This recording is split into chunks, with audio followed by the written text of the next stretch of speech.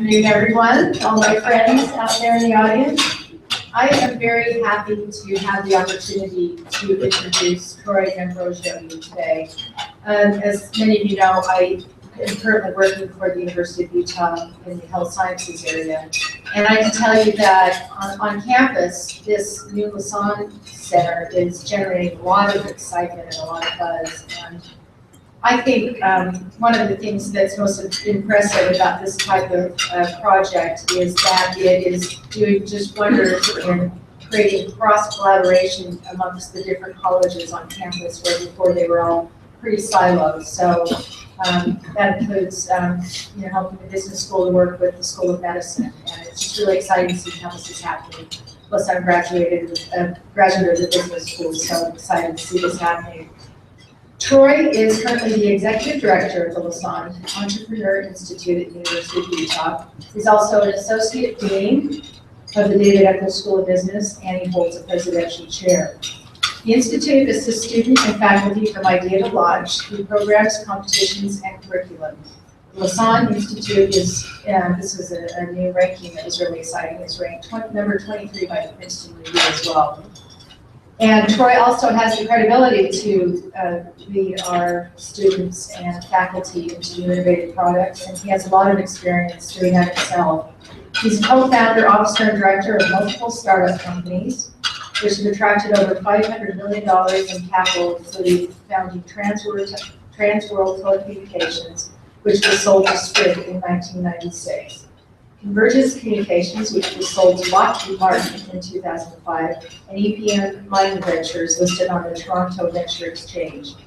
He served as the Vice President of Investor Relations and Corporate Communications for the Source Company, whom we're all very familiar with. And he has also been the Director of Mutual Fund Operations for Wasatch Advisors. He graduated from the University of Utah in 1982 and was named the Ernst & Young Entrepreneur of the Year in 2000. A V100 technology leader in 2008, and Best in State Educational Administrator in 2009. He's married to Paula, and they have 2 daughters in their 20s. And I asked him what he likes to do in his spare time for fun, and he says what he's doing with the Lassonde Center is the most fun that's happening right now. So at that point, I'll turn it over to Troy.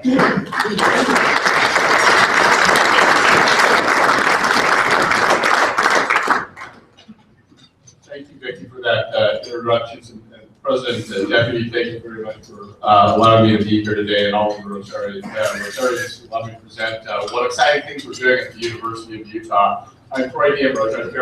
I'm a native from Utah, moved around a little bit, but have a long legacy family here. Father played football at the University of Utah, brothers, daughters, family members, all University of Utah, and we're very much part of this community. I want to tell you about another spectacular member of our community. Many of you probably have never heard of Pierre Lassonde.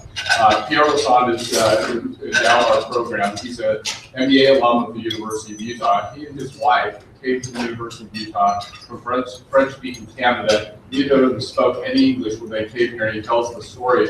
His wife was accepted in the nuclear physics program here at the University of Utah, and at Berkeley and at MIT, and the only place that accepted him as an MBA student was the University of Utah. And so they both ended up here, received their graduate degrees from the University of Utah, and went on to be very, very successful entrepreneurs, both of them themselves. His wife's company is a public company still listed on the Toronto Stock Exchange with over $1 billion market cap. His first company is still listed. He's chairman of the Toronto Stock Exchange with a $10 billion market cap, and he's founded 10 other companies that have gone public and sold. So, an incredibly successful entrepreneur.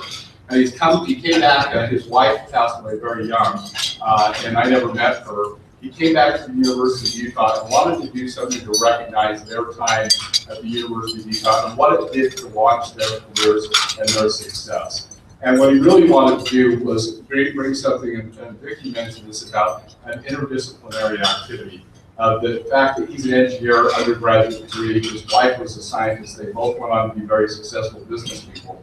So his goal was to bring students from across campus together and inspire them to do things and have incredible experiences that would allow them to go on to be successful. The first program, or what we wanted to do, was really do something transformative for students. It was really all about students. His money and his focus has been how do we create unique student experiences that allow them to go on and tell a story about themselves and gain skills and experience to get better jobs and start companies. The first program we started a dozen years ago at the University of Utah was working with university faculty and vendors. So we pulled MBA students, science and engineering, PhD students, eventually law school students into the mix, and we partnered with university faculty and vendors. And we take an idea that's come out of the lab, we put a small team of students together, and we work on commercializing that technology.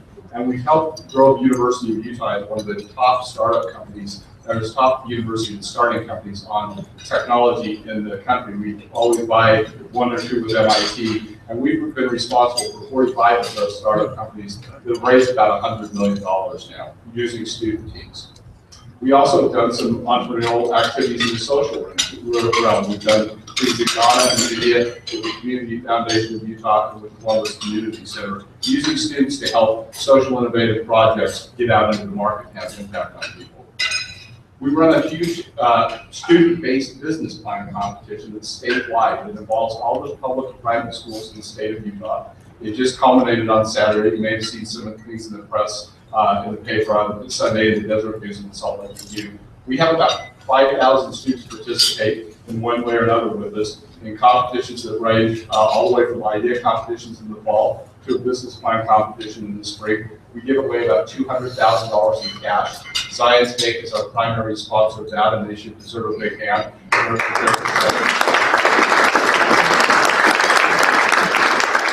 And we're really seeing some phenomenal student businesses come out of this. This really kind of started initially as like a science fair experiment, but what we've really found is we can really grow incredible student businesses if we give them a little bit of support and encouragement. We've taken that idea from, if you're a competition, into actually creating our form of an accelerator. Many of you have probably heard of this, but this is really formulated around training an entrepreneur. How do you train a disciplined entrepreneur where the student has an idea and focus them and get them disciplined and getting up and having a plan and executing on it every day in our program called Boundary.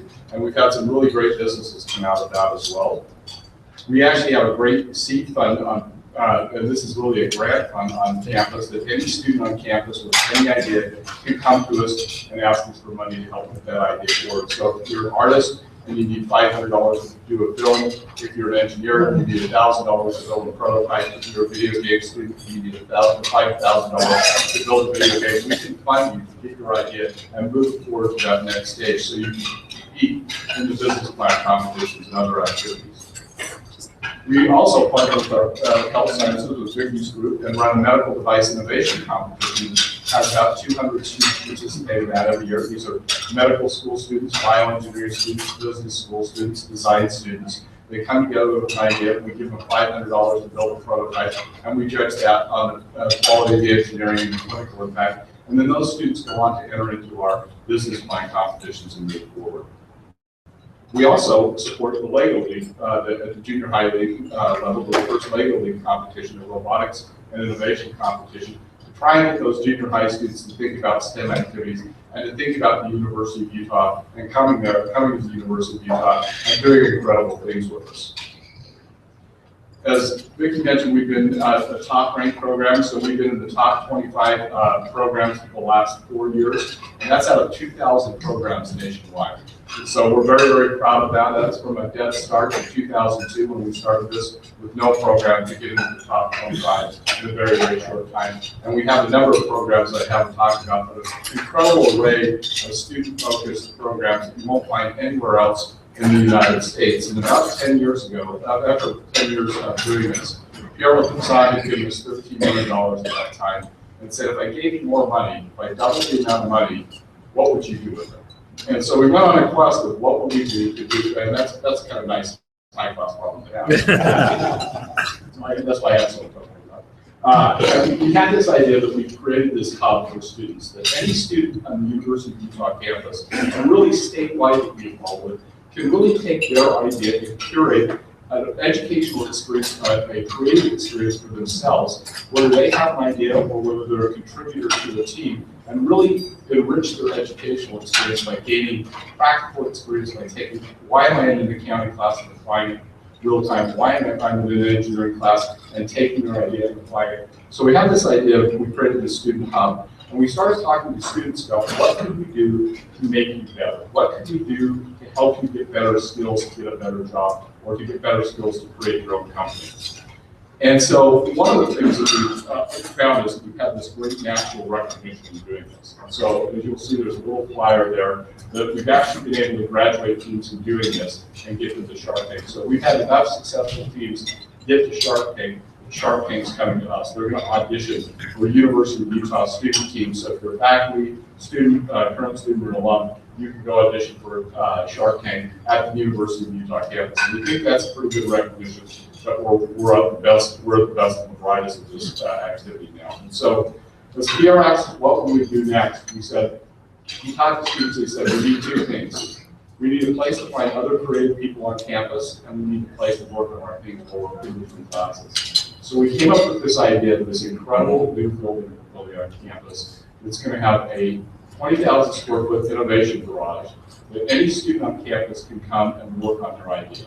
They can come and create devices, they can come and launch businesses, they can come and join teams, and then we're going to combine that with a 400-bed residential facility. This is we broke ground this fall. That's a recent photo of the building itself, and I'm going to walk you through what this looks like a little bit, and then talk about how it ties into the educational experience and also the economic development of our state. So this is the innovation garage on this main floor. So think about this as the library or the union building for the entrepreneur or the inventor or the tinkerer, where they can come and do that. It's going to be open 24 hours a day, 7 days a week, free of charge to students there. So these are some of the interior images that we're looking at. So this is a co-working space. So think about this as kind of, you see people at Starbucks working on their laptops. Think about this at Starbucks on steroids. It's this huge place where students can come and find each other, and maybe Starbucks at Walk. So this will be just that place where they can kind of work, literally thinking, so we're sitting with a group of mechanical engineering students, very creative people, they all have devices that they're working on. They said, what do you need? And they said, look at this device. I said, I need a design student to make it look good, and I need a business student to help me sell it. And I thought, well, they all exist on campus, but where do you find them? How do you find them? And so this may have something as simple as a big whiteboard that you could write your name on and say, I'm Troy, I know how to put together a business plan, love to help you. Or I can write, I'm Troy and I'm working on an app and I need an app developer. So just a place where they can find each other and work together. And then we have this fabrication facility. So this will have 3D printers, laser cutters, milling machines, saws, industrial sewing machines, glue guns, hammers, where students can come and just make things, really create with their hands, take their ideas, take that little bit of prototyping money we do, and actually make something and start that creative process. One of the small impediments, I actually talked to the student that has this great device that he's working on. I said, so he said, I had this idea in my head forever, and it just took that little bit of money and a little bit of encouragement to get it out of my head and make something with it. And so we want to do more of that and allow any student on campus to try, experiment, and it's a place to try and fail and try again until you get it better. We also are going to give students an opportunity to actually launch a company. So start a company and have a physical space to run that company out of for a time. And without the cost of rent, to be able to learn and keep iterating on a company. If they fail, the cost of failure is less than if they had to go rent a space on their own. And try and really encourage them to actually get businesses going. And then we'll have a resource center for those businesses on campus, support them and encourage them to do business. And then we combine this in a unique way with living. So one of the things that we talk to students is if it's 2 o'clock in the morning and I'm inspired, I want to go do something. And so we've created this unique living facility for them. And so this is kind of where you walk up the elevator to the main lobby of one of the residential floors. And this is a collision space. So we're going to have a mix of freshmen, upper class students, and even graduate students living on the floor. So imagine this as a video game studio. You know, we have the top video game program in the United States, #1 video program in the United States at the University of Utah. So a theme floor around developing video games. And this is where students can actually work and collaborate together. And so you may have a graduate student working on a video game that has a freshman student testing the video game out for them on this floor. We may have a floor around engineering and robotics. So we're still curating those floors. But we also want a music student in there to help put the music on the video. We want the fine arts student in there to help make the video look well, good. And so we need, that whole creative energy from across campus to live with us. Then we're going to create residential lofts for students. So in addition to kind of the traditional single and double beds that you would find in normal university housing, we're going to have lofts so that you as a student can form a team and actually live and work together in a space in our building. And then we even have a little more radical idea that we came up with talking to our video game students, our computer science students, our architect students is, what if we had a big collaborative space like this room and had a big workshop and games and robotic equipment, but we could work on and hack for 20 hours, and at 2 o'clock in the afternoon we need to sleep and we need privacy. So those little red cubes, those are individual micro rooms. So these are small individual contained rooms within a big area like this that you can go in and have your complete privacy and shut the door, you control your lights, you control your HVAC so your roommate doesn't come in and wake us up. And then you open it, and all it has is a bed, your books, your clothes, and then you open the door up and you're right back out into the community you're working. So this came out of talking to the students, and it's a very, very different living environment that you find anywhere else. Not on campus alone. Even out in the environment, we looked at all sorts of living environments to find something that's very unique. And we've received some great recognition for the building itself. I'm talking about it as Google's like a Google headquarters. But it's really a little different than that. Although it's a great company to be recognized in, but we want to talk about it in a different way because we're still an educational institution, and our job is to educate students to get either a better job or create their own company. And so we broke that down and said, the question is, can you build an entrepreneur? Can you actually teach entrepreneurship? And if you really think about it and break it down, there's really 4 or 5 things you need to do. You need to come up with an idea, you need to build or join a team, you need to talk to smart people, and you need a little bit of money. And so we actually curated some programs around that. And we tried to create a complete program instead of breaking this down into components. And we'll walk you through quickly of how we're thinking about this, because this is different than how other universities are doing entrepreneurship and business on their campuses.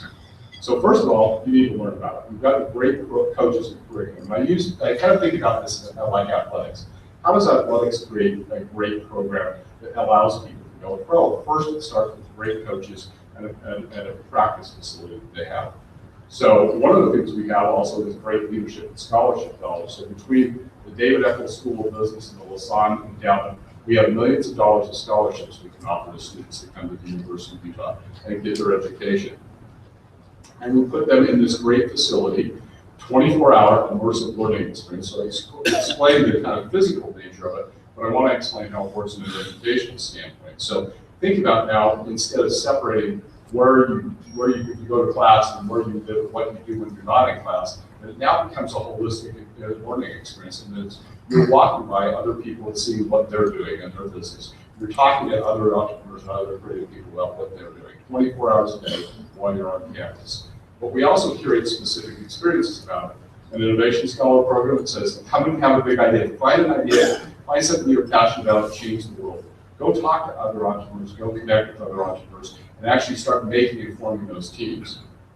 And then we're going to let you create, as we've talked about. So it's not just the physical space, but we're going to actually give you specific programs. So we're going to have 3D modeling workshops. We're going to have team building. So creating a team is one of those creative acts. So we're going to provide you funding for a prototype. And I've already talked about a bedside program. It's an incredibly successful program. But now we're going to give those students a spot to work on that medical device on campus. So a freshman bioengineering student can walk by and say, what are you working on, and get that experience and that interaction with those other creative people. So we know this works because we've been able to inspire creativity. We had a student team that just recently was second in the National Collegiate Inventors Competition. They won $75,000 in the BYU International Business Plan competition for UT. We had a team of freshman bioengineering students, 2 women, that came up with the device and were named the top undergraduate inventor team by the U.S. Patent Office. So we know with a little bit of incentive and a little bit of money, we can actually inspire that creativity. When I talked about the company launch space, right? So we can give you a physical facility, but how do we make you a launcher and help you launch your company to be more successful? So we have our Foundry program, we have our Milestone program. We're going to do specific workshops every month for a student. So how do I build my team? How do I gather a skill that I don't have? And then be able to talk to a mentor, so talk to a really smart person about my intellectual property, about how to talk to venture capitalists. So we have mentoring events, and we've already been successful doing those. It's been a great program. And then we want to help you build your network. One of the key things that an entrepreneur needs to do is build a network. You can see that's Senator Hatch up there with that team that won the National Collegiate Inventor competition. Down at the bottom is a team that we won a national competition, meeting with the Secretary of Energy of the White House, who read their business plan, and for an hour quiz those students on their business plan with the Secretary of Energy. And that's a phenomenal experience that students get to have with the University of Utah and some of our programs. We also have to let you compete and hone your skills competing against the best student teams in the state of Utah. As I've already mentioned, we have great competitions. It's really the quality of those student teams that rise every year. And we are the second in the United States in competition awards for students in the US. So that's an amazing statistic for the University of Utah and the state of Utah, is that we give out the second most amount of money, and it all goes to the university, it all goes to Utah students. The largest one is Rice University, and that's an international competition. So ours goes specifically to Utah students. And then we want to say, go pro. Start your business, get out there and do it. And then don't just think about, well, let's actually launch a company and see what it's like. So we have students that do that successfully all the time. Those are some, you see a lot of athletic gear companies. We have a lot of students doing that. But we also have a lot of tech companies. So we have students launching medical device companies, nanocrystal technology companies, companies teaching people how older kids and young adults on the autism spectrum 3D modeling skills so they can get a better job. So those are some incredible things that are coming out of the university. And we're sending you into the big leagues. So we had 6 student teams down at the Consumer Electronics Show in Las Vegas this year with real products, selling real products with the best consumer gear in the United States. So there's some of them. There's one of our teams that's on Shark Tank recently, and inspired the Shark Tank people to come out. But also, as I mentioned, part of what we do is train students to get really incredibly good jobs because they come out with real practical skills. They have to solve problems. They have to work on teams. And so we actually send students to incredible jobs across the country and are recruited because of the experiences they have at Lassonde Institute. So we have this complete program now. We have the physical facility coming online. So what are we going to do next? So we were inspired to think about what do we want to be. And the state of Utah is getting all sorts of recognition as being one of the top states to run businesses, top states to start businesses, one of the top entrepreneurial environments in the country. And so we want to be recognized as part of that. So we're doing an international call for the top 400 entrepreneurs in the world, student entrepreneurs to come live with us. The best local students, the best national students, the best international students to come here. And we have $3 million of scholarships to incent those students to come and live with us. And so we want to be really, I think we're in Silicon Valley 2.0 at the University of Utah. We're in entrepreneur education 2.0. We're the next iteration of what that's going to be. A lot of what you see in Silicon Valley and Boston grew up organically around the universities. We're actually part of that with the community, with the Governor's Office of Economic Development, with BYU, with our entrepreneurial community, with you as the business community, creating that next generation of entrepreneurial activities. I just want to show you quickly how we're going to envision what we're going to do with that call to the top 400 entrepreneurs in the universe and nationwide. So if I can get this to work.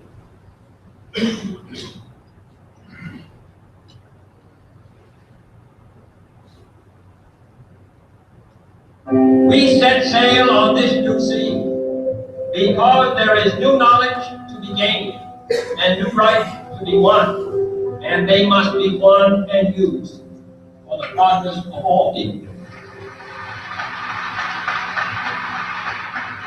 We choose to go to the moon. We choose to go to the moon in this decade and do the other thing, not because they are easy, but because they are hard. Because that goal will serve to organize and measure the best of our energies and skills. Because that challenge is one that we're willing to accept, one we are unwilling to postpone, and one we intend to win. 54 years after that monumental speech, we issue a new challenge, a call to the 400 best and brightest student entrepreneurs from around the world to join us at an idea incubator, an educational experience unlike anything ever created. Opening in fall 2016, The Lassonde Studios at the University of Utah will combine living spaces with a 20,000 square foot creative workshop for students to live, create, and launch the ideas and products that will take us to all new places. This is my dream. To see my ideas come to life, to change the world. I'm going to the moon. I'm going to Utah. I'm going to the Lassonde Studios.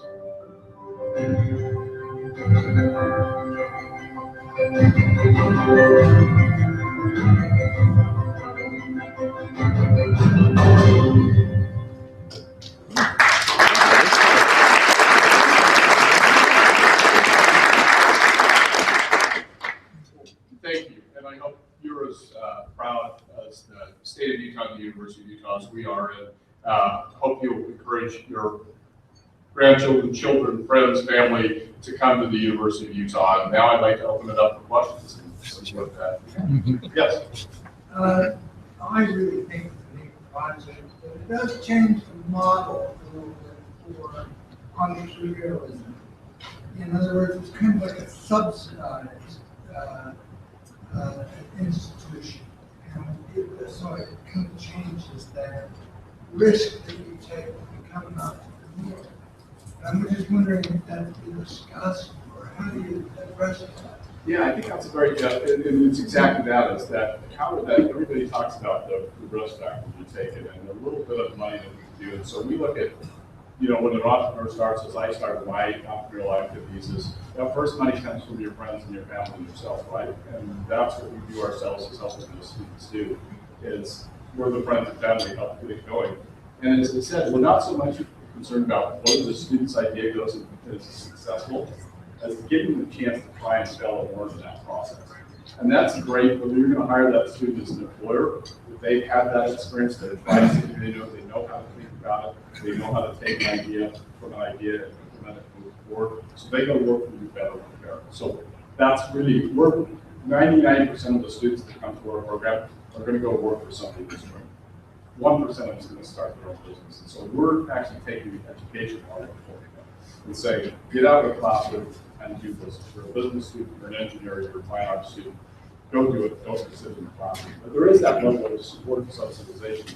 Just give them that little bit of capital. It's not a lot of money, but it is something we're looking at. We very much look at that as a safe place to try and fail and try again.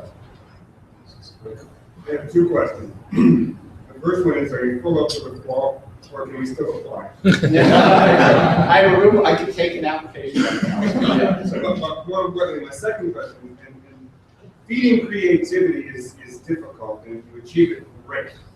But how do you protect that creativity? How do you protect that intellectual property from being stolen? Yeah, I think and that's a question that we struggle with all the time, right? And we have a number of great practitioners in the Valley, intellectual property attorneys, that come up and do regular free sessions for students to help them manage that. One of the things that we also do at the university is the office that protects faculty intellectual property. People will do that for a student if they choose to donate it to the University of Utah, and they treat them like a faculty member. So we'll take on the expense of filing a patent for the student. But we also can fund, if a student applies and we think it has merit, we can provide funding for the student to go file a patent. So it's a combination of all of those things. And many of the things, with intellectual property is as important as you might think in some of the things. It's more about actually getting out and doing it very quickly. But we do that, and as we go forward in this year,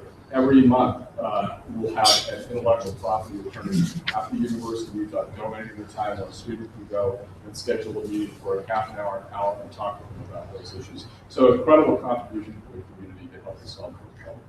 Yes, back on the Montgomery. Yes, sir. The idea is very substantial. I've seen other universities, University of Florida has a similar program to me. Yes. But the question is, do they have to continue to study in the university to get a degree? And once they get in the entrepreneurial program, do they then go on to develop their particular product? And do we get, as a university, any remuneration from a product that might be commercially entered into the general commerce? So let me do first on the degree. First thing we want to do is make sure the student graduates to get a degree. right? And that's why I love it. Learning. This is about learning, this is about education. The first thing you want to do is get a degree. And in some ways, we don't want that student that comes up with an idea to have to make the choice of, do I stay and get my degree or do I go start my own company? And that's really something for, I have an idea, why should I even go to the university? There's a lot of that dialogue going on. So that's the first answer, is the key thing is education and getting a solid, substantial education. But doing other things that are surround that education, make it richer. On the ownership and remuneration, first of all, the faculty subtopic, the faculty ideas are all owned by the university. And so if we commercialize and the university owns that and receives a royalty, they share that back with the faculty member. But that's in the federal law called the Bayh-Dole Act. If it's a student idea, we try and manage it in a way to allow the student to maintain as much of the ownership and all of the ownership we can. The building itself and all of the activities in it are funded by donors. And so we don't have any state funding, any tuition dollars in there. It's all funded by donors. And that's been really Mr. Lassonde's vision always, to support the students. Here's a person who came from Canada, very poor, got his start in his education from the university, and has come back, and he's really very much about paying it forward. We hope that we create 10 more Pierre Lassondes that come back and give $25 million to the University of Utah. And if you look at the donors at the University of Utah, the Eccles, the Sorensens, those are all great entrepreneurs that have come out of this community and contribute back. And so we're hoping that we have that problem. The student makes a whole bunch of money, we can go talk to them about it. So we're trying to help the students and maintain ownership of their idea. Yes, sir? All these new ventures, how many would you say are successful? You know, I can, we've only got a short history of doing this. I can kind of comment on the ones that I'm really familiar with. So the 45 companies that I helped start out of the university on university technology, about 25 to 30% of those are failed companies. They've gone out, started, and didn't go anywhere. Another percentage of them are kind of in that don't know if they're going to make it or not. And about a third of them are really successful enterprises that are generating revenue. And so that's a pretty good mix, and it's really, on the student side, we have a hard time tracking on the student side, because once they leave us, we're not sure where they go. Anecdotally, we have a high degree of failure with that, but that's okay. We expect that, and that's the other way you're going to learn from it. We have some very successful student companies coming out there. We had a student that started his business, grew it to 40 employees, and 7 figures of revenue, and sold it recently, and did that in 5 years. And so we're starting to see that kind of, and there were 40 employees here in the valley that didn't exist before. And so we're starting to see that kind of thing, but we do expect a high degree of failure. And that's why I say we're invested in training the student in good business practices to be creative and solve problems, and not so much invested in whether the enterprise is successful. Any questions? Sure.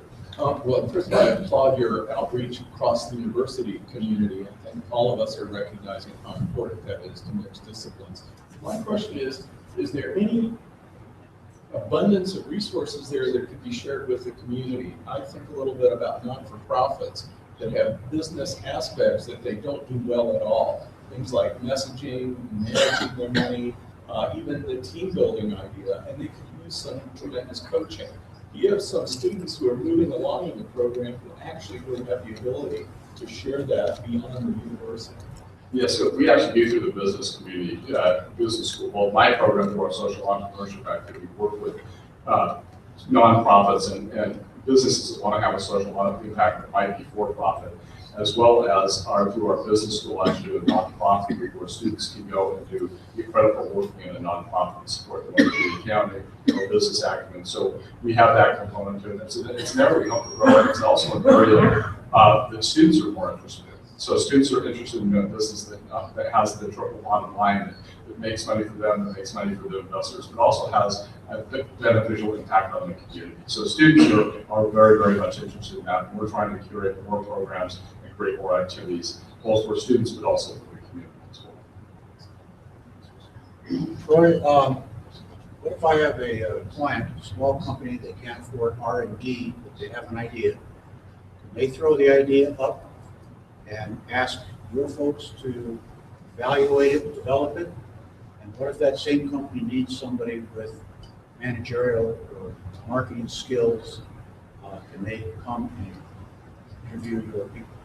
So two kind of questions. One, the first one, if you have an idea and if you don't have the resources, there are some things we can do as the university to help you, but we have to be very careful with the way the state model works to not subsidize a for-profit business. That way, there are some resources available. So we have help, for instance, there was a medical device that a company came up with.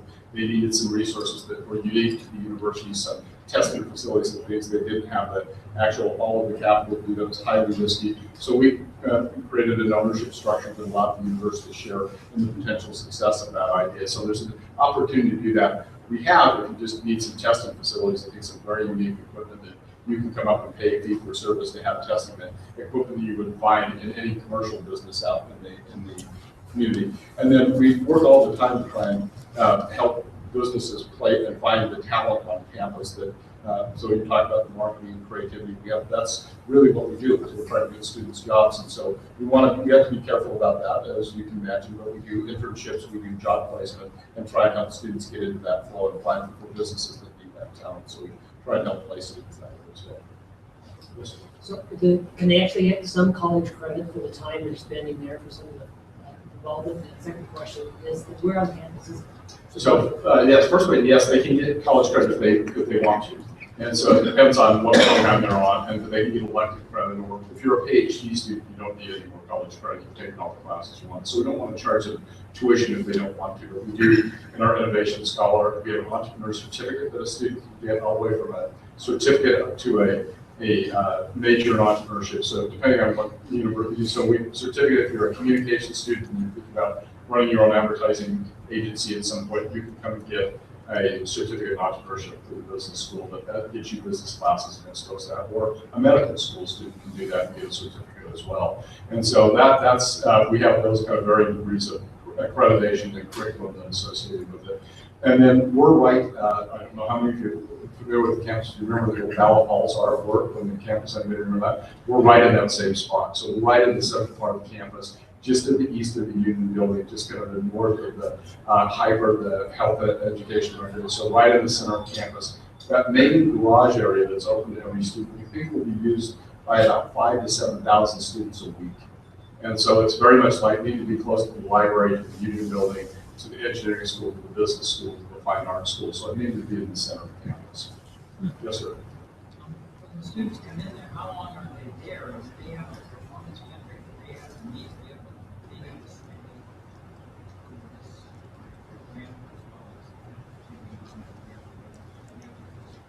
Right, and so yes, so take the 400 that are going to live there. A big percentage of those, half of them are going to be freshmen. And then the other half are going to be upper class and graduate students. So if you're a freshman, you can potentially stay in this building and live there for 4 years. So you could come in, I imagine a student coming in out of high school from a robotics program, from the Young Entrepreneur Academy, the Chamber of Commerce run from junior achievement with an idea, and being there for 4 years. But to stay there for 4 years, you really have to be engaged in the community. You have to be working running a business plan competition, starting your own company, running a workshop, being really part of the community and earn points to stay there for 4 years. We don't want them to just be there because it's a really nice place to live. We want them to be engaged. And that's kind of the different thought process about housing. And housing is just whether you pay the rent, you can stay there. This actually has to be part of, you have to be engaged and part of the community. And just like you would to continue to progress on your degree towards graduation.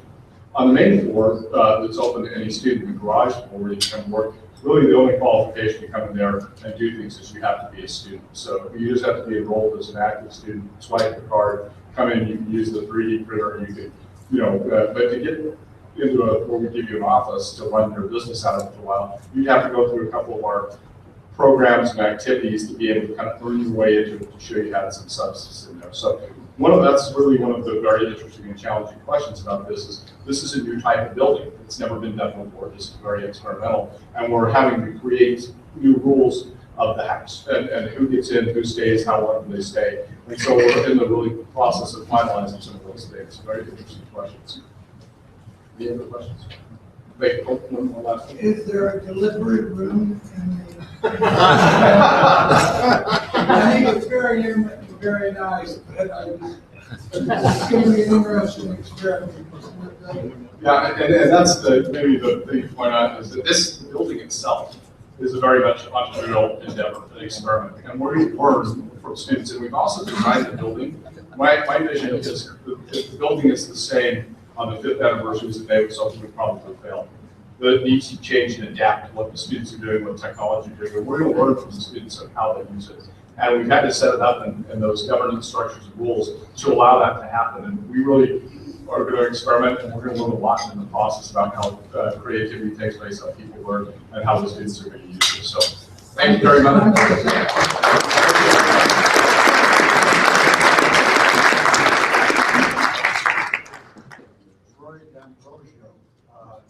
Now remember, if you have